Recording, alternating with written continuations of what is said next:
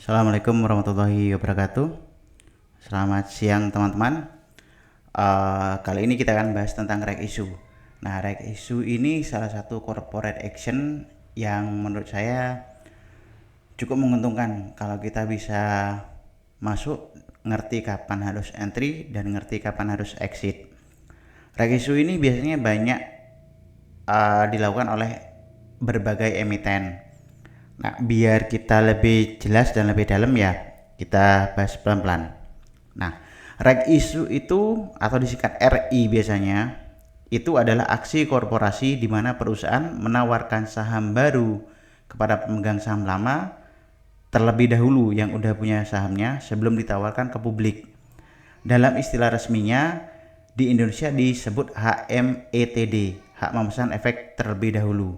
Nah, biasanya teman-teman yang sudah punya sahamnya, misalkan Koko waktu itu, Koko, mereka ketika masuk ke waktu ada reg issue, mereka bakal dapat Koko R. R itu singkatan dari Koko reg issue. Jadi kalau waran dapat Koko W namanya. Nah, kalau Koko R itu Koko saat reg issue. Biasanya nanti ada exercise price-nya berapa.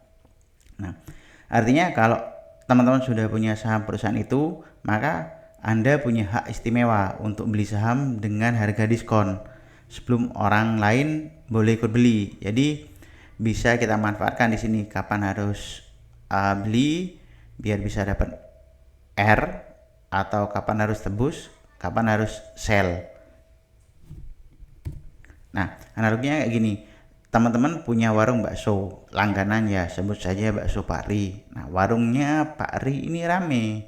Beliau mau ekspansi, buka cabang di pinggir kota. Nah, yang jadi masalah duitnya dia ndak cukup. Nah, akhirnya dia bakal ngomong ke pelanggan setianya, kalau kalian mau patungan modal, nanti saya kasih porsi bakso setengah harga.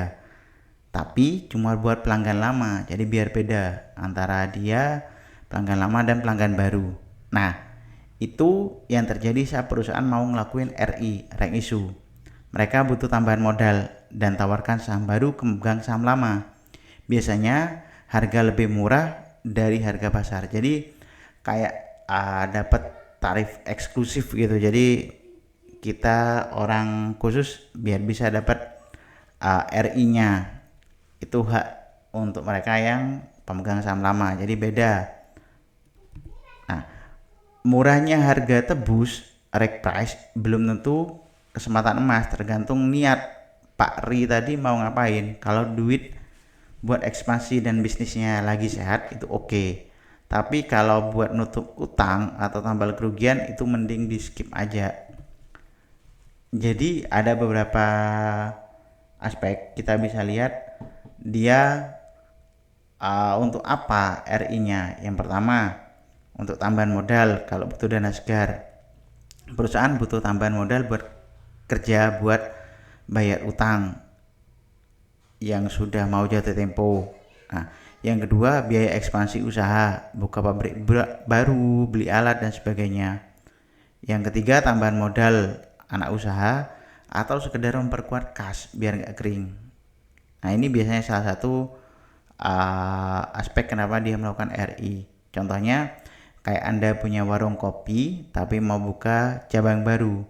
Nah, modal sekarang nggak cukup. Jadi caranya gimana? Abang nawarin hak patungan ke pemegang lama dulu biar dapat tambahan modal besar dari mereka ke pelanggan tetapnya lah kayak gitu. Jadi kayak mereka diberi hak eksklusif.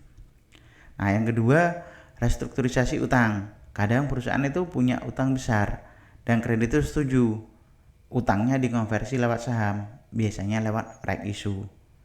Analoginya gini, daripada terus bayar bunga, Anda kasih aja sebagian saham warung ke orang yang ngasih pinjaman. Hasilnya utangnya lunas tapi kepemilikannya sedikit berkurang. Nah, yang ketiga, biasanya RI dilakukan kalau ada masuknya pemegang baru atau investor strategis. Sering banget itu reg issue dipakai buat masukin bandar besar atau investor strategis.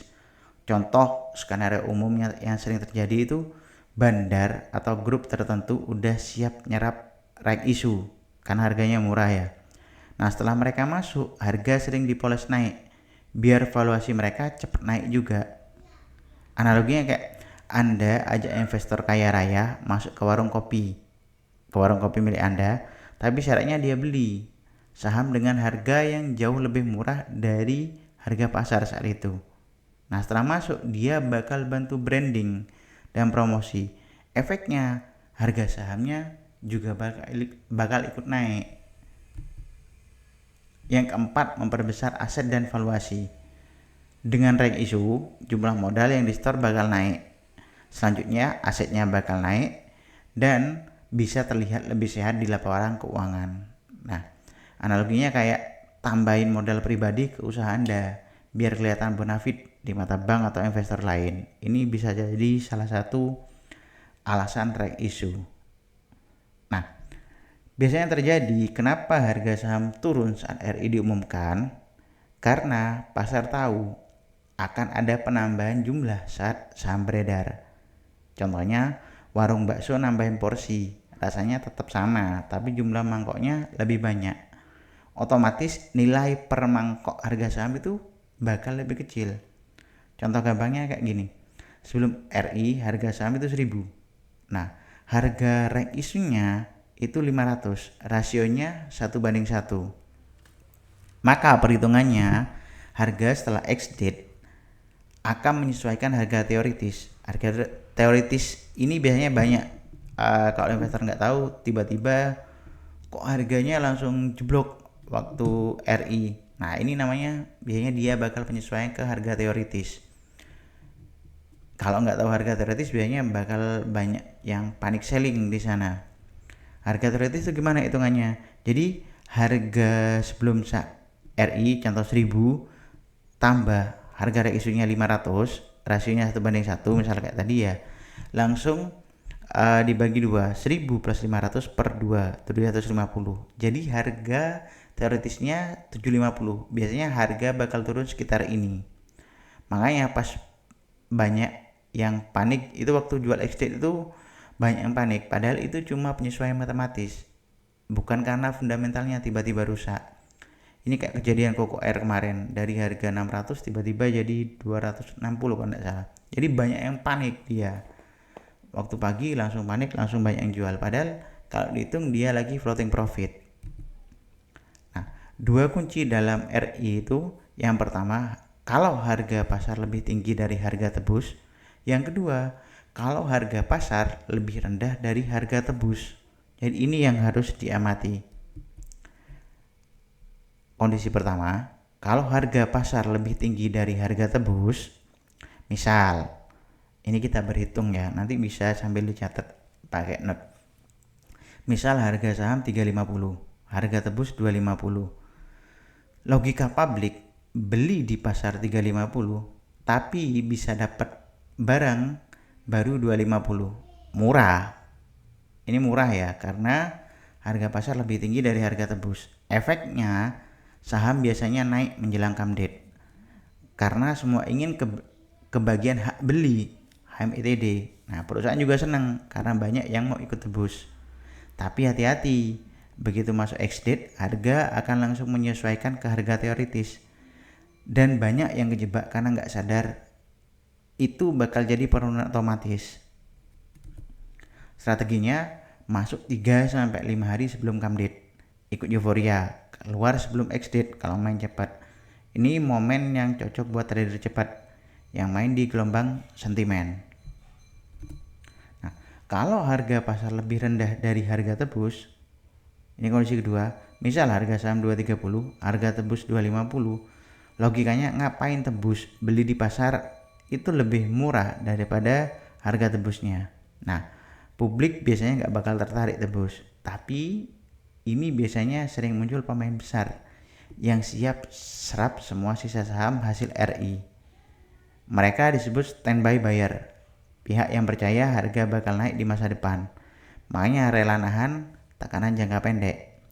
Kalau Anda lihat harga di bawah harga tebus tapi tetap diserap dengan volume besar, itu artinya ada uang kuat yang lagi akumulasi diam-diam. Strateginya, tunggu harga setelah ex-date. biasanya sudah disesuaikan dan harga mulai stabil.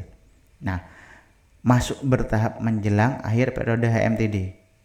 Saat tekanan jual sudah mulai reda, ini cocok untuk trader swing atau investor yang sabar. Jadi disesuaikan strateginya dengan pola trading masing-masing. Studi kasus contoh Inet, rasio 3/4, harga tebus 250, come date 25 November, ex date 26 November. Nah, trading itu 1 sampai 5 Desember ya. Misal harga teoritis sebelum ex date 300, harga teoritisnya 4 kalikan 300 dari rasio plus 3 dikalikan 250 dibagi 7, jumlah totalnya 278,6. Jadi setelah ex date harga wajarnya sekitar 279. Kalau harga nanti turun ke 240 sampai 250 tapi volume besar, nah artinya standby buyer itu aktif. Ini momen akumulasi yang sering dilewatkan banyak orang. Nah, kapan waktu masuk yang tepat? Beli saham itu sebelum RI, seperti baju yang beli baju harga normal tapi dapat voucher diskon untuk pembelian berikutnya. Nah, beli sesudah RI itu seperti datang ke mall saat diskon besar, harganya sudah murah, tapi teman-teman bisa pilih mau beli apa tunggu harga lebih turun sedikit. Jadi kuncinya adalah lihat siapa yang masih belanja saat mall sedang sepi. Kalau masih ada yang borong di saat orang lain kabur, berarti mereka tahu nilai barang itu sebenarnya tinggi. Ini singkatnya, kalau harga pasar lebih besar dari harga tebus, artinya publik tertarik, emiten dorong partisipasi. Strategi masuknya entry sebelum come date, exit sebelum ex date. Kalau harga pasar di bawah harga tebus, artinya publik males, tapi standby user itu aktif. Entry-nya setelah ex date, akumulasi di area support akhir HMTD. Aksi korporasi itu kayak jurus tambahan di dunia saham. Kalau teman-teman paham timing dan niat baik, niat dibalik RI itu apa, bisa jadi peluang. Tapi kalau asal ikut hype, ya teman-teman cuma jadi efek sampingannya. Nanti selanjutnya kita akan coba bahas perhitungan reg isu selanjutnya itu seperti apa. Jadi biar nggak asal panic sell atau panic buying. Oke, terima kasih teman-teman. Assalamualaikum warahmatullahi wabarakatuh.